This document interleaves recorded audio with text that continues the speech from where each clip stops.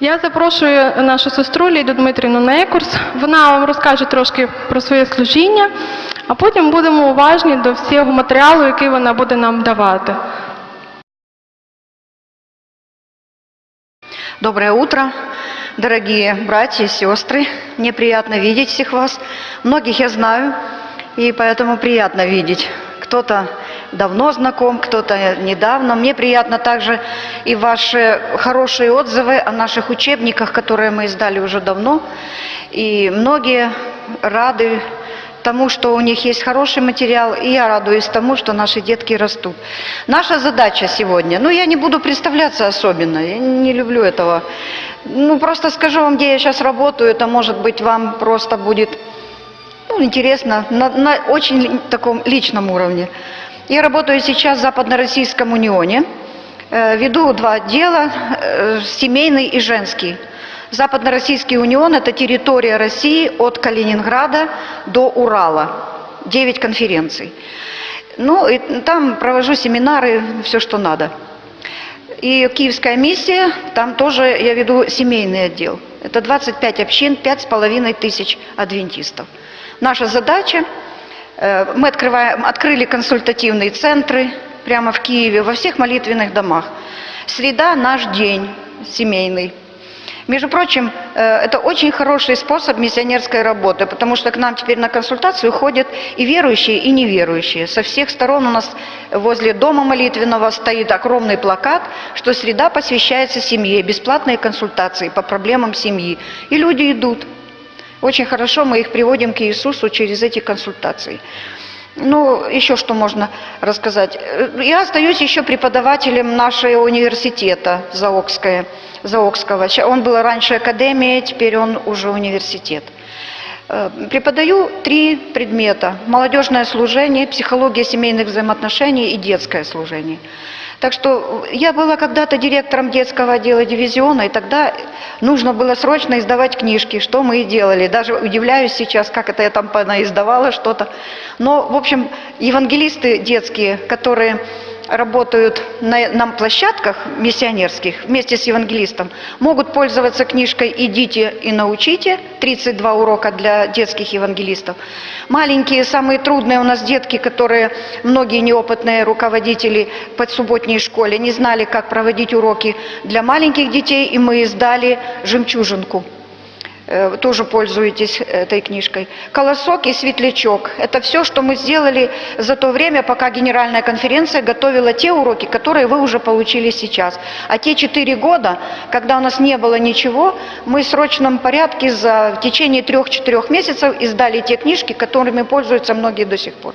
И я рада этому. Цель нашего семинара сегодня – вспомнить. Потому что я не думаю, что вы ничего не знаете. Вы не можете быть белой бумажкой, потому что вы работаете с детьми и с взрослыми людьми. Меня вот только интересует, какой процент из сидящих в зале относится к взрослой субботней школе? Учителя взрослой субботней школы, поднимите руки. У нас не так их много, но я не думаю, что вы потеряете время, потому что вы обретете знания вообще психики, работы мозга с людьми, которым вы передаете информацию. Мы будем все это говорить вроде бы как о детях, но чтобы вы знали, то же самое происходит и в взрослом мозге. Так что вы берете для себя. И потом, многие из тех взрослых, которые сегодня работают в субботней школе, неизвестно, что на следующий год выборная комиссия прикажет вам работать с молодежью, подростками или детьми. И вы уже будете знать этот материал. То же самое, те, кто занимаются с детками, нет никакой гарантии, что вы можете в любой момент оказаться в субботней школе взрослых. Поэтому эти материалы все равно касаются субботней школы. А теперь непосредственно к материалу нашему, к нашему семинару. Цель нашего семинара – научиться понимать человека, который воспринимает нашу информацию, которую мы передаем на субботней школе. Научиться так передавать эту информацию, чтобы спустя 10-15 лет каждое занятие человек мог вспомнить. Вот это наша задача. Дело в том, что проблемы памяти – это одно, проблемы преподавания – это другое, Неверная передача информации – это третье. Это 3 причины, по которым люди через 2 дня, 3 дня забывают вообще напрочь то, что они слышали в молитвенном доме. Вы знаете такую проблему? Было что-то интересное, но что не помню. Вот и нет никакого якоря, никакого воспоминания в голове. И люди думают, что-то у них с памятью что-то случилось. Совсем потерял память. А дело, оказывается, в способе передачи информации. Мы неправильно ее передаем. Люди не имеют возможности ее запомнить. Вот этому мы будем сегодня учиться. Для этого надо многое знать. И я хочу передать эти материалы вам, чтобы вы знали, чтобы вы использовали их. Конечная цель нашего занятия, она будет проверена уже в конце, в самом концу наших занятий, это уже где-то ближе к 5 часам. Мы бы с вами попробуем на такую уставшую голову после целого дня занятий все-таки составить в течение буквально получаса урок субботней школы для детей. Когда вы будете не иметь никаких пособий, только Библия, если вы захотите, и то, если даже Библии в наличии нет, это тоже не беда, вы многие истории знаете на память, мы будем учиться с нуля сделать историю, сделать урок субботней школы, и таким образом вот этот принцип вы усвоите так, что вы сможете составлять уроки субботней школы для любого возраста детей. Это возможно. Для того, чтобы это сделать, нужно просто некоторые вещи знать. И мы будем сегодня этому учиться. Итак, первая тема. Вы запишите, пожалуйста, кто конспектирует, хотя бы, чтобы вы знали подряд, что, зачем мы будем изучать. Первая очень важная тема – развитие веры. Развитие веры. Причем здесь субботняя школа. А оказывается, вера – это основная цель, которую преследует субботняя школа. Мы передаем людям какую-то информацию в субботней школе. С какой целью мы передаем? Чтобы укрепить веру. Мы на любого возраста детям преподаем информацию, рассказываем истории библейские, всякие стишки, песни, все это. Зачем мы это делаем? Не только чтобы занять детское время и чтобы они не мешали родителям. Не это цель субботней школы. Именно чтобы этого ребенка, именно этого, не группу, не класс субботней школы, а этого человека привести ближе ко Христу. Зачем это делать? Какой способ приведения ко Христу? Возрастание веры. Человек пойдет, если мы поможем ему развить веру. Вот это и есть наша задача субботней школы. Недаром Господь учредил этот отдел в своей церкви. Это уникальный отдел, которого не имеет ни одна церковь на земле. Только Божья церковь имеет такой способ, как помочь людям развить свою веру. Но теперь вопрос. Чем ближе мы к пришествию Христа, тем слабее вера. Да? И нам приходится с вами очень трудно, потому что люди не верят, просто не верят.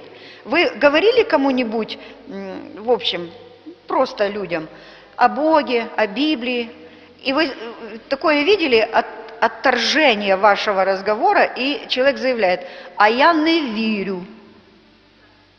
Вы испытали это? Вы не знаете, что дальше делать. Но если он не верит, у него нет веры, что вы дальше делаете? Пытаетесь его убедить. А он говорит: «И не кажіть мені, и не давайте цю Библию чи ту книжку, не верю». Бывает так? Не верю, и все. И вот теперь мы исследуем с вами в этот первый час именно этот очень важный для нас вопрос. Почему люди не верят? Давайте откроем Евангелие от Луки, и 18 глава, прочитаем здесь 8 стих. 18:8, Евангелие от Луки. «Но Сын Человеческий пришед, найдет ли веру на земле?» Как это сходно с тем обстоятельством, которое мы с вами встретили? Вера у людей мельчает, слабеет и вообще отсутствует. И они так и говорят: «У меня веры нет». Хорошо вам вы верите, а у меня этой веры нет. И нам трудно их разбудить к вере. Вот мы сейчас будем учиться не только будить веру, каким образом это можно сделать, но и даже просмотрим себя, мы с вами, на всякий случай, в начале нашего вот этого собеседования, большого семинара, мы посмотрим и на себя, и будем иметь схему, каким образом можно свою веру не потерять, а то эти обстоятельства жизни, которые мы переживаем, они и нас убивают, учителей. Не только уже тех учеников или детей, которые сегодня рядом с нами находятся. Итак, Иисус Христос сказал такую интересную истину. Я приду на землю и чего не найду? Веры не найду. А куда ж Церковь Божья денется? Она что, вроде бы верующие люди? Куда денется эта Церковь, которая должна быть свидетельством веры? И Христос об этом ничего не говорит, но все время напоминает о том, что вера людей будет мельчать, слабеть. И поэтому, если мы возьмем слово «вера» и поставим к ней вопрос, к прилагательному, так называемому в грамматике, да, какая? Вера какая? Как бы вы ответили на этот вопрос? Какие слова вы подберете, чтобы ответить на вопрос «какая»? Так, вера Божия какая? Еще какая? Живая, еще какая? Слабая или какая у вас? Крепкая. Да, как горчичное зерно. Это все на вопрос какая? Вера живая, сильная, крепкая, там еще какие вы подберете. И вера может быть слабая, может быть мертвая. Есть такое? Уже совсем умерла. Она была, но ее уже нет. Итак, вера, оказывается, слово само ничего не обозначает. Надо еще вопрос «какая» поставить. Тогда мы еще больше открываем вот это слово «вера». Вот это настоящее положение людей сегодняшнего времени. Они имеют веру очень слабую, некоторые имеют сильную. Но какую, как вы хотите выразить слово одно, найдите это слово, которое Господь хотел бы видеть в нашем сердце у детей Его. Какая вера? Какую Он ожидает от нас веру? Глубокую. Истинную, совершенную. Вот это очень хорошо. Кто бы хотел иметь совершенную веру? И вы можете сказать, что она у вас есть. Мы ее проверяем, думаю, что она каждый день меняется, да? Сегодня я верю, завтра я плачу, уже у меня веры нет, да? Вот это состояние людей, поэтому Христос сказал, найду ли веру? Какую веру? Совершенную. А просто веру слабую, такую вот немощную, вот как мы там скажем, более-менее крепкую, выросшую, живую, мертвую. Это Христос найдет. А чего Он не найдет? Совершенной веры.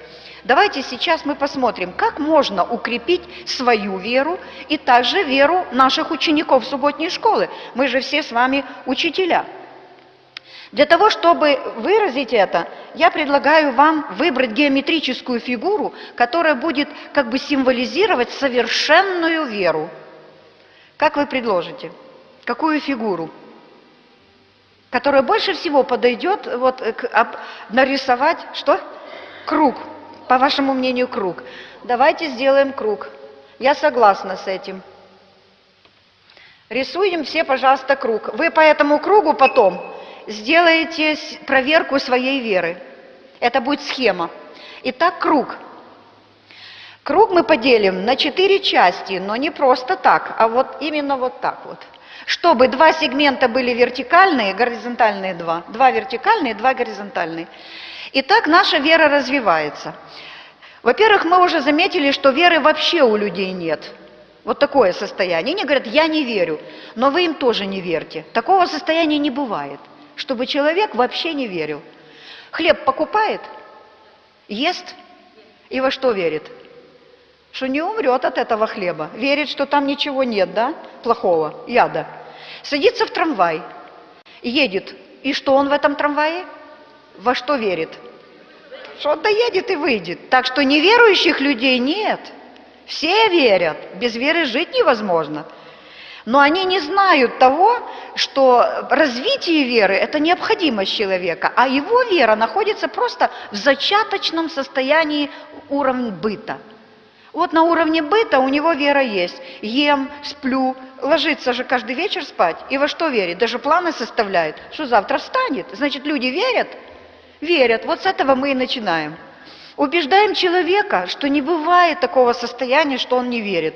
Раз живет, ходит, пришел сюда-туда, верит. Все, уже верующий есть у нас. Но вот это совершенство веры – это уже путь. И вот как этому человеку открыть то состояние, которое имеет духовность веры, а не быта. Верит-то он верит, а вот только бытовой уровень. Оказывается, можно это сделать. И первое, что надо сделать, заполнить первый вертикальный сектор. Первый вертикальный сектор. И оказывается, это не зависит от нас, не зависит ни от кого. Это что-то такое особенное, что исходит от Бога. Этот росточек вот этой духовной веры, начало его от Бога. Вот этот сектор развивается там, где описывает апостол Павел послание к Ефесянам во 2 главе. Если у вас есть Библия, вы запишите и посмотрите, вы знаете это наизусть. «Ибо благодатью вы спасены через веру, и сие не от вас». От кого? Дар Божий. Это дар Божий. Ефесянам 2:8.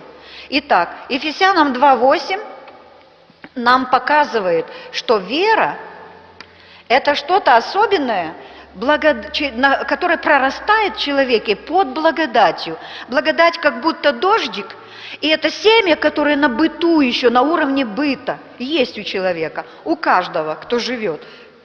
Это семечко начинает расти. Через что? Мы прочитали ключевое слово, какое?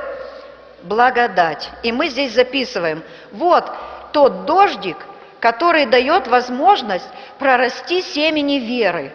Что же человек видит здесь? Что такое благодать?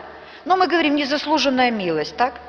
Ну и как это видит человек, который вообще ничего не верил? Он только верил в хлеб, в трамвай или еще в что-нибудь. У него нет выше веры. Так что как он развивает свою веру? У него как бы открываются глаза, когда мы ему рассказываем о благодати Божией, об Иисусе. И он начинает открывать для себя такие вещи. Оказывается, я дышу, и это дыхание кто дает? Бог. Я вижу, и это что? Кто дает? Бог. А то, что я пришел благополучно домой, это кто дает? Бог. Вот на каком уровне мы доказываем человеку, что благодать Божия над ним. Верит он или не верит, а благодать присутствует. И вот когда он в это начинает верить, в нем прорастает новое зерно вот это вот. С уровня быта оно развивается как духовное зерно. И он начинает верить, что Иисус его Спаситель, что от него лично это ничего не зависит, и что он живет и дышит, и существует Иисусом. И он посылает дождь на праведных и неправедных, то есть независимо от человеческого уровня веры, Бог дает, дает и дает. И когда мы открываем человеку глаза, что он это начинает соображать в этом что-то, вот тогда начинает вера расти. Не только на уровне трамвая, она начинает расти на уровне жизни, на уровне познаний, на уровне будущего. Вот тут начинается вера. И вы знаете, многие люди приходят в этот уровень веры и на этом останавливаются. Вот и верят, да, Бог у меня в сердце, вы много так слышите, да? У меня в сердце есть Бог, и все, мне больше ничего не надо. Уровень веры его, вот один сектор. А вы видите, сколько пустого места для развития веры? Но люди останавливаются и вот с этим живут, с этим уровнем веры. А наша задача и задача субботней школы – показать, что этот уровень – это только начало веры, она должна развиваться. И вот этот уровень, о котором мы говорили, и люди уверены, Иисус любит меня, вы слышали такое? И я этим доволен. Иисус любит меня, поют псалмы, поздравляют друг друга, пишут открытки, Иисус любит меня. Давайте запишем это. Это хорошо, это правильно, да? Да, это очень правильно. Иисус любит меня, я в этом уверен. Ну и хорошо. Но этого мало. Иисус любит меня. И что дальше? А дальше идет следующий виток развития веры. Снизу стрелочка по этой же вертикали. Мы видим, что вера должна дальше развиваться. И что дальше? А я, как человек, у которого растет вера, должен показать свою любовь и благодарность Иисусу. То есть поклонение является следующим этапом, или благодарность. Поклонение – это как бы ответ «я люблю Иисуса». Вот растет вера как «я люблю Иисуса». Второй этап развития веры касается моих чувств, моих развития меня лично под благодатью Иисуса. Как я отвечаю на эту любовь. И как отвечают люди веры. Мы можем посмотреть в Библии, есть герои веры. Они доводили свою веру, развивали ее до совершенства. Бог им в этом помогал. По каким этапам? А вот посмотрите, эти же этапы у этого же человека веры, апостола Павла.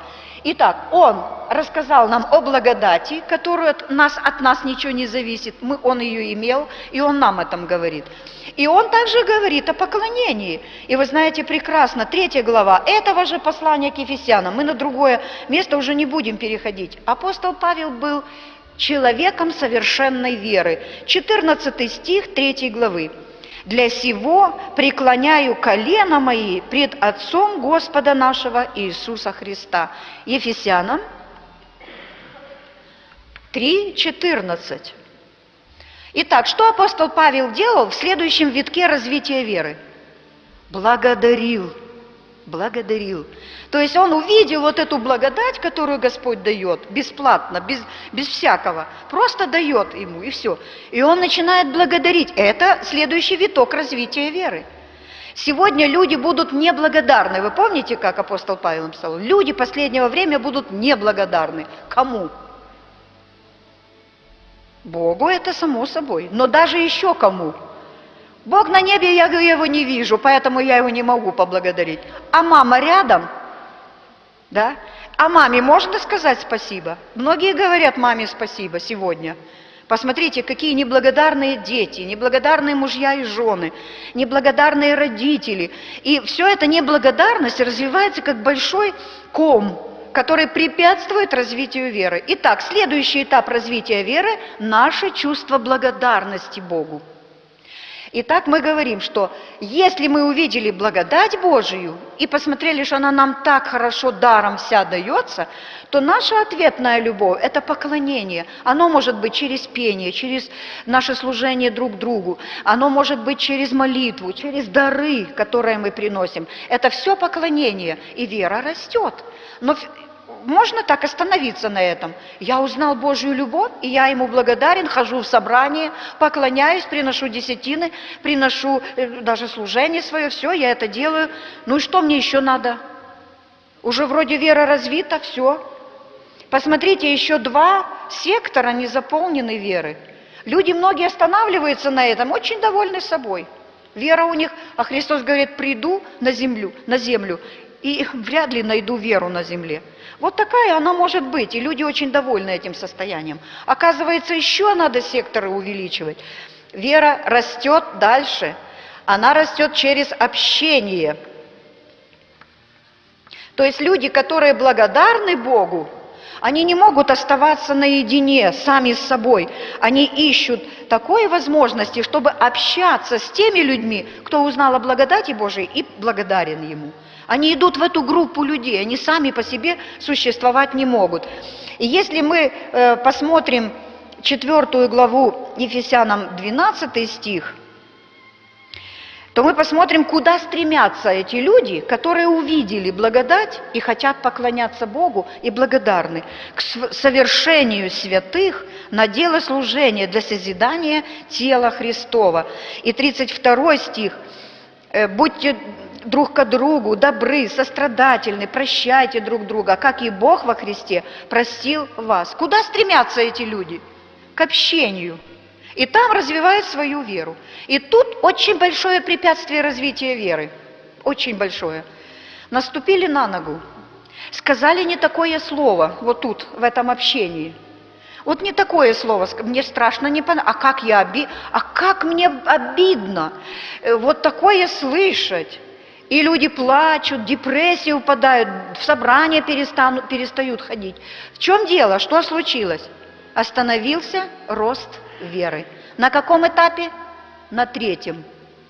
На этапе общения. Мы можем записать, например, Ефесянам сюда 4 главу, 32 стих. Это та среда, где развивается вера. А теперь посмотрите 31 стих. Если вы открыли Библию, вы посмотрите, где развивается вера, что бывает вот в этом обществе. Что бывает? Как она может испытаться, наша вера? Всякое раздражение, ярость, гнев, крик, злоречие со всякою злобою. Это где же? Где это бывает? Вот в этом общении бывает. Почему? У одного какой-то угол вырос духовный, и у другого. Они как гахнулись этими углами, искры полетели. И что должно дальше быть? Вы видели, как на море там образуется галька? Такие красивые круглые камушки. Мы даже их иногда с моря тащим домой, да? Но они настолько кругленькие. Как можно это сделать? Как эта галька стала камнем таким круглым? И чем она раньше была, вы знаете? Это были обломки скал, просто куски, с углами, с такими колючками. А потом, когда они мололись там, в этом море, и что? Обточили друг друга. Да?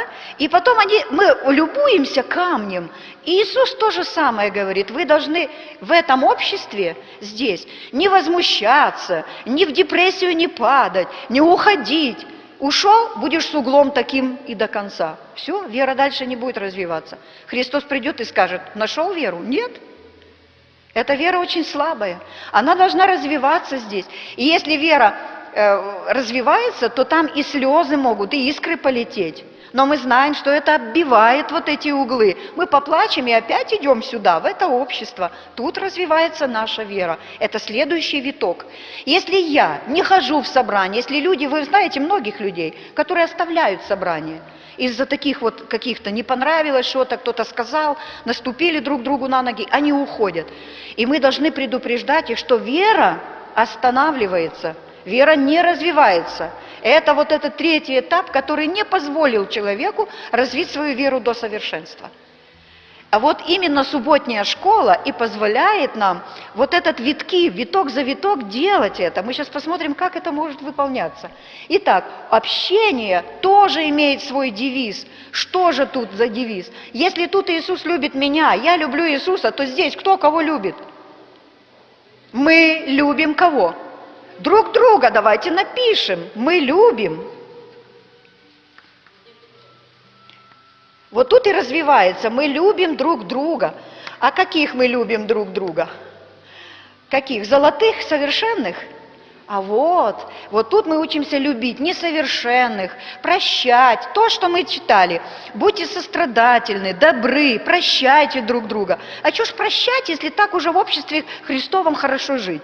Кого прощать? Оказывается, там приходится вот это оттачивать, прощение, потому что не все будет гладко. У тебя не гладко, ты не видишь своего угла, и у него не гладко. Вы стукнулись, а теперь прощайте друг друга, извиняйтесь друг перед другом и растем дальше в вере. Итак, мы учимся здесь. И последний этап развития веры, это же несовершенная вера, вы заметили? Мы сами назначили себе полный круг. Вот одной части нет. Как бы вам хотелось поставить стрелочку? Ну вот, наверное, все бы хотели, вот, чтобы он как бы закрытый был. Вот так вот поставить, да? Не пишите, не рисуйте так. Как нужно поставить? Вот так. Оказывается, вера развивается тогда, когда на последнем этапе мы служим. Служение – это последний этап развития веры.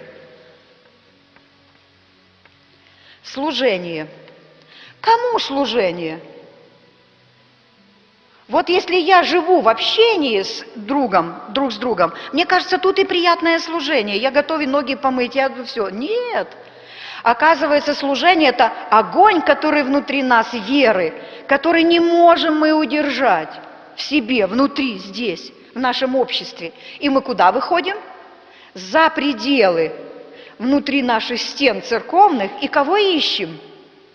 А тех, которые не видят благодати Божией, слепые, не знают, у них вера еще в зачаточном состоянии хлеба и трамвая. Вот тех людей мы ищем, и что делаем? Открываем им глаза. Вот это и есть служение. И как апостол Павел к этому служению? 3 глава, 8 стих. 3 глава от этого же послания Ефесянам. «Мне, наименьшему из всех святых, дана благодать сия». Какая? «Благовествовать язычникам неисследимое богатство Христова». Что он считал верхом совершенства своей работы, преимущества? Служить кому? Язычникам. Вот как развивалась вера апостола Павла. Почему он назывался человеком веры, героем веры. У него развивалась эта вера, так как и нужно было ей доводиться до совершенства. 3:8 Ефесянам. Итак, он служит кому-то, язычникам, которые не знают, слепые и не знают, глухие, к Божьей благодати, ничего не знают. Итак, мы имеем здесь свой девиз в отношении любви. Кого же здесь любит Иисус? Нас только, нашу общину, наших детей и нас здесь. Всех. Вот так мы и напишем. Иисус любит всех. Он любит всех, и мы в совершенстве веры кого любим? Всех. Мы и Иисус – это одно. Когда совершенство веры есть, мы любим так, как любит Иисус. Любовь агапе – это любовь без условий для всех людей. Мы открываем свое сердце. Вот тут развивается вера до совершенства. Итак, мы с вами посмотрели вот этот круг. Это очень важный круг. И этот круг – это не просто проповедь о развитии веры, а это база для субботней школы. Вот это есть база основная, вот эта тема, которую мы с вами исследовали. Как она осуществляется, применяется в субботней школе. Если детские руководители получили хотя бы одну книгу из Генеральной конференции, или наши колоски-светлячки есть, я не знаю, где у вас там, хотя бы одна книжка, то вы помните, что каждый урок субботней школы, в начале его над темой еще было написано одно слово, которое многие смотрели и не знали, что там написано. А там было написано или слово «благодать», или слово «поклонение», или «общение», или «служение». К каждому уроку было что-то написано, помните? И вы не знали, ну хорошо, это же наши прекрасные слова, мы вроде бы их как применяли. А в самом деле это были уроки, которые должно было учителю субботней школы раскрывать в этом свете. Понятно? Вот раскрываем. И, например, история, очень хорошая история для взрослых и для детей. История потопа, Ноя. Мы ее очень много раз рассказываем детям. Но каждый раз у нас уже есть стереотип. Как мы рассказываем эту? Если уже история Ноя, то мы ее рассказываем вот так вот. Потому что у нас уже сложилось это. Мы вот так рассказываем, вот так. И вот это наша ошибка, как учителей. Мы всегда рассказываем одинаково ее, не имея основных направлений развития веры. А теперь давайте мы сделаем маленькое практическое занятие. История Ноя, вы знаете, да? От начала Христовой вести для Ноя и до конца, до того, как они вышли из ковчега. Имеется в виду вся история. Пожалуйста, распределите здесь по 3 человека, все, кто здесь в зале есть, по 3 человека. Мы сейчас будем по-другому смотреть на историю Ноя. Распределите все, кто с кем будет работать. И практическая работа. Я даю задание вам, буквально на 5-10 минут, ну посмотрим, как вы управитесь, может вы и быстрее управитесь. Надо посмотреть на историю Ноя с 4 точек зрения.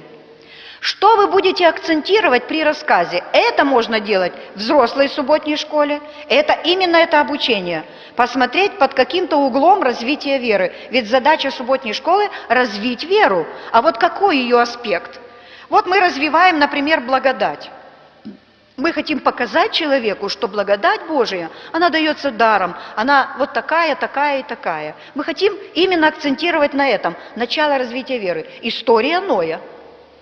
Какие события акцентируются при рассказе о потопе, о истории Ноя, если мы хотим открыть благодать?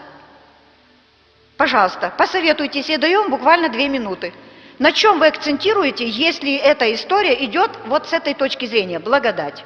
Пожалуйста, все советуемся, все рассказываем друг другу и советуемся в этом отношении.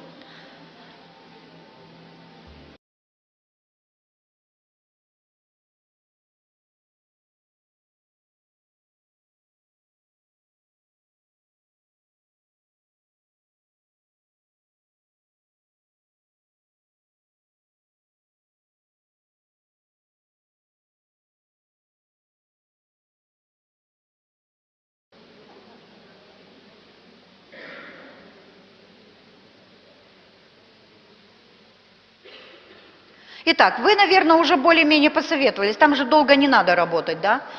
Какие события из жизни вот этого потопа, из жизни Ноя, можно сказать, что оно открывает точку зрения благодать, первый сектор? Кто может сказать? Поднимать, пожалуйста.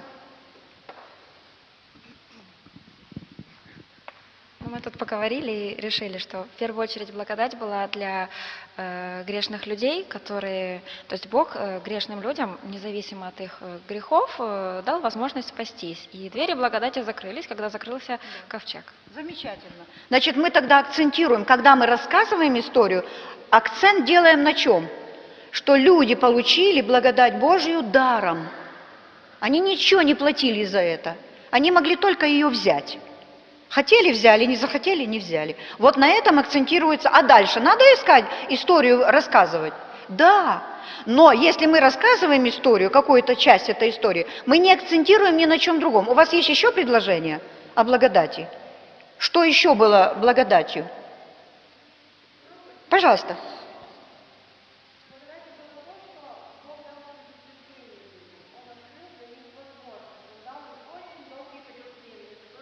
Вот, еще присоединяется к этой истории факт. Об этом надо говорить. И она не тогда, и остальное мы рассказываем, но не акцентируя на тех всех случаях. Благодать была то, что животные спаслись, да? Это была благодать. Благодать была то, что они живые оставили ковчег. И на этом мы акцентируем, именно подчеркивая в истории Ноя то, что он получил неисчислимое подтверждение бесплатного вот такого дара. Без всего. А Господь дал, и все. Понятно, да? Теперь второе задание. Как можно акцентировать на истории Ноя поклонение? Пожалуйста, посоветуйтесь и скажите мне, что вы будете акцентировать в рассказе о Ное, именно вот тут рассказ. На чем акцентировать? О поклонении.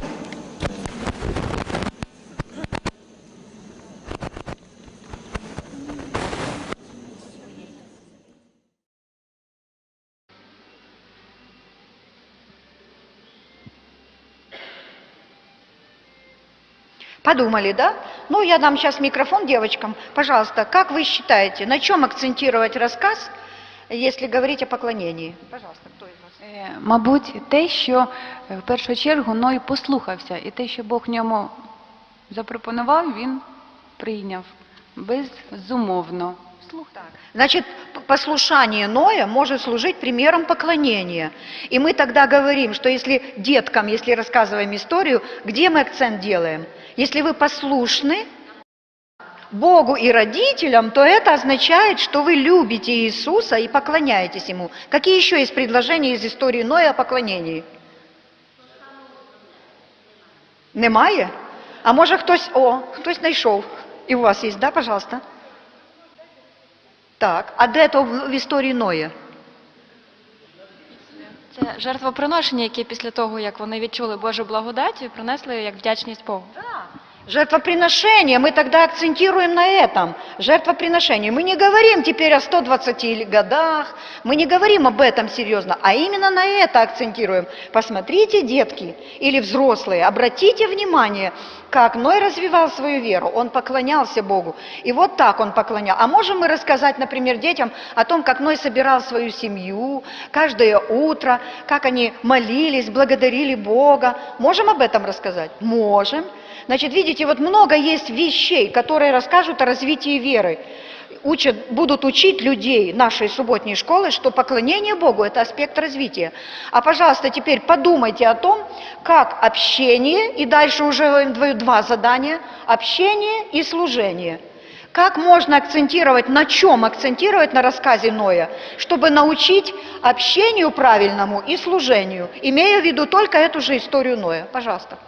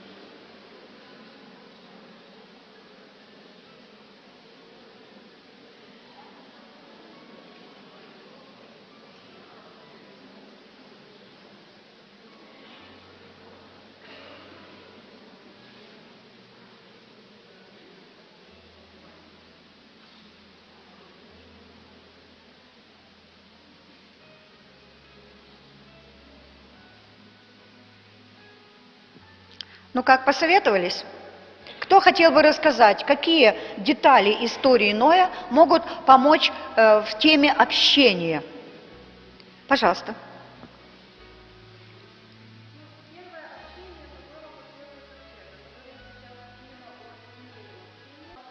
А само служение Ноя в чем выражалось? Вот, он был мессией. Прекрасно. Так. Угу. Да, он не только своей семье и там общался, и они радовались, вот, в ковчеге будем сидеть, а они рассказывали это миру. Спасибо. У вас еще есть предложение? Да.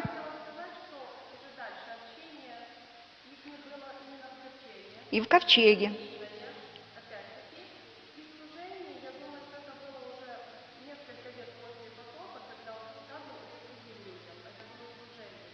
Так, о том, что случилось. Да, он рассказывал историю. Еще кто-то хочет добавить, где и там общение и служение, где можно акцентировать? Все было подчеркнуто, да? Но если мы правильно подходим к этому вопросу, когда мы детям особенно объясняем эту историю, вы посмотрите, как ее по-разному можно рассказать 4 раза. И другие выводы будут, и другие уроки, и одна и та же история. И это очень важно, что мы Библию рассказывали людям со всех сторон, особенно детям. Мы хотим, чтобы их вера вырастала, чтобы они росли в вере. Почему наша субботняя школа для детей иногда неприятное место? Они не хотят идти, не нравится им что-то, мы не понимаем, в чем дело. Вот они знают, что что-то должно быть больше, они чувствуют, у них потребность большая, а мы ее не удовлетворяем. Именно вот этот источник удовлетворения, развития веры, развития ума детей – как раз в этой схеме, когда мы подходим к истории какой-нибудь, библейской истории, и подходим под знаком какого-то из этих 4 слов. Теперь посмотрите, что получается. Мы учим детей по одной только истории о благодати Божией, о том, что они должны быть благодарны, как общаться внутри в семьях, в церкви, как вести себя здесь, как это делать и как надо служить. То есть чему мы учим детей? Быть миссионерами. Если они не будут служить, их вера не будет расти. А теперь обратимся к взрослым людям, которые тоже читают Библию. И вы посмотрите, многие наши братья и сестры застревают на этих 3 пунктах, отказываясь от развития веры 4-го. И что случается тогда? Недоразвитая вера, она несовершенная, она не может развиваться дальше, потому что не выполняется вот этот пункт развития служением. Если я не иду и не рассказываю, моя вера не растет.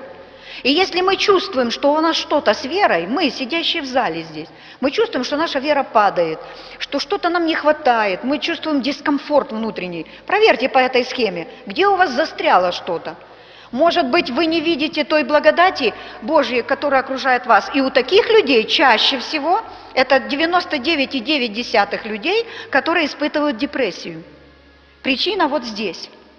Вера на зачаточном уровне, не видят благодати Божией, которая их окружает. И потому они падают в депрессию. И если мы им расскажем, мы покажем им, откроем благодать Божию, что это будет? Толчок к выходу из депрессии.